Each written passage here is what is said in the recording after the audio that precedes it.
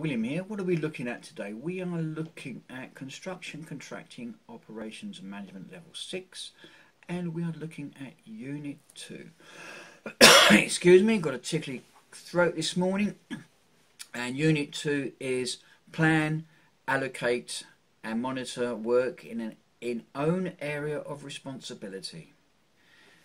Has a credit value of 5. I think it's perhaps the smallest unit in the qualification, and it's a level 4. Most of the units are at a level 6, so it's at a low level. It's just at a management level, sort of senior supervisor management level. So this is, as I said, the smallest unit in the qualification. So what's it all about?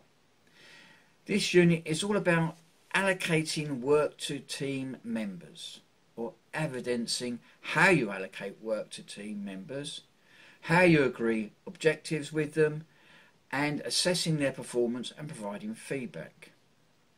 If you're on the NVQ programme, we expect you to give evidence on your understanding and practice of allocating work to team members while taking full account of their abilities and recommendations, and ensure that they have enough information and understand their responsibilities. Inclusive management. You'll also have to evidence an understanding of how to ensure their continuing understanding and agreement of priorities and inform them of changes.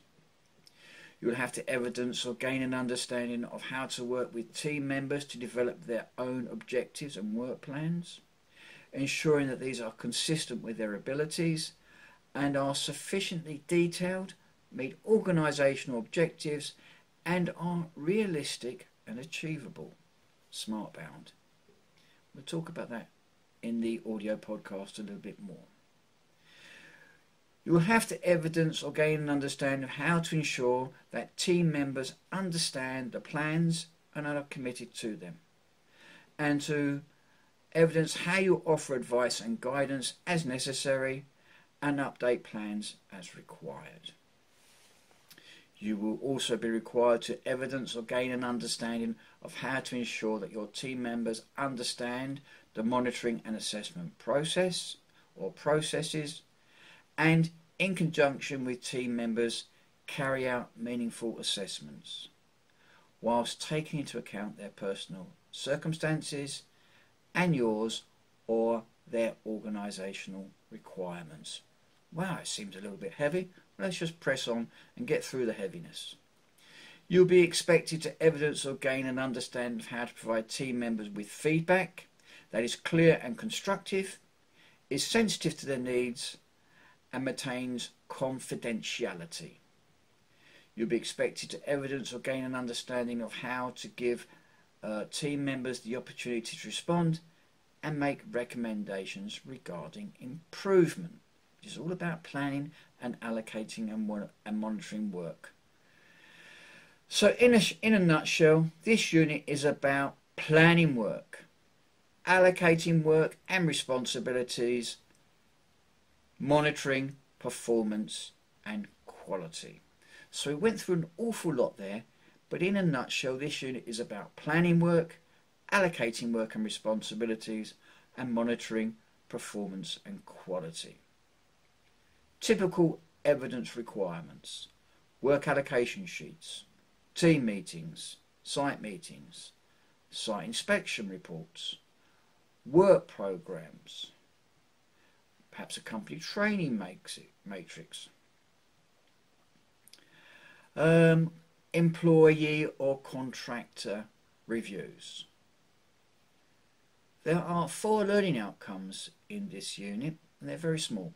That means the assessment, there are not many assessment criteria, which speaks of the credit value of 5. This is the smallest unit. So, number 1, be able to produce a work plan for area of responsibility.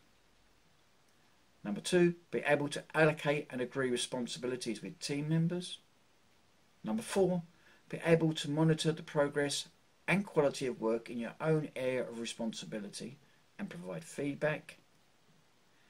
And number 3, be able to monitor the progress of quality of work in your own area of responsibility and provide feedback.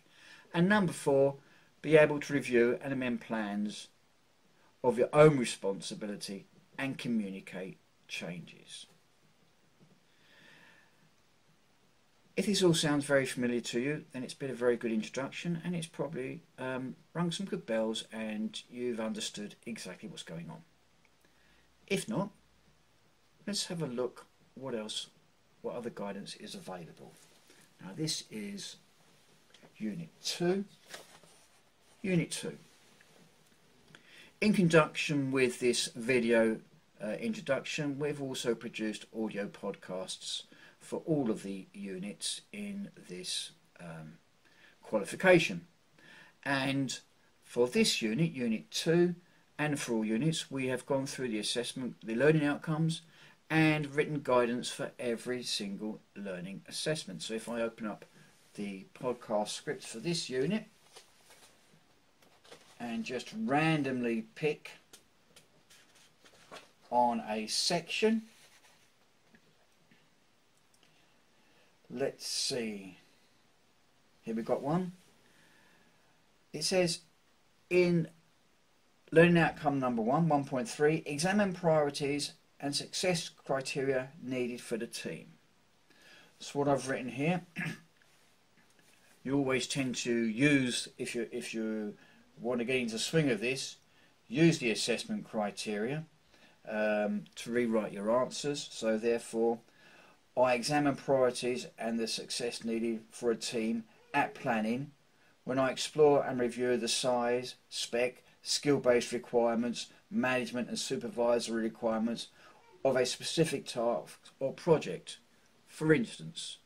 So therefore you can see that I've given some excellent guidance, well I believe excellent guidance, for all candidates on the NVQ programme to complete their candidate statements, and for other candidates who are learning construction management, they can take on board the guidance to learn how to become good construction managements. So if that's you, if you're in need of extra guidance or support, please avail yourself of the podcast guidance system.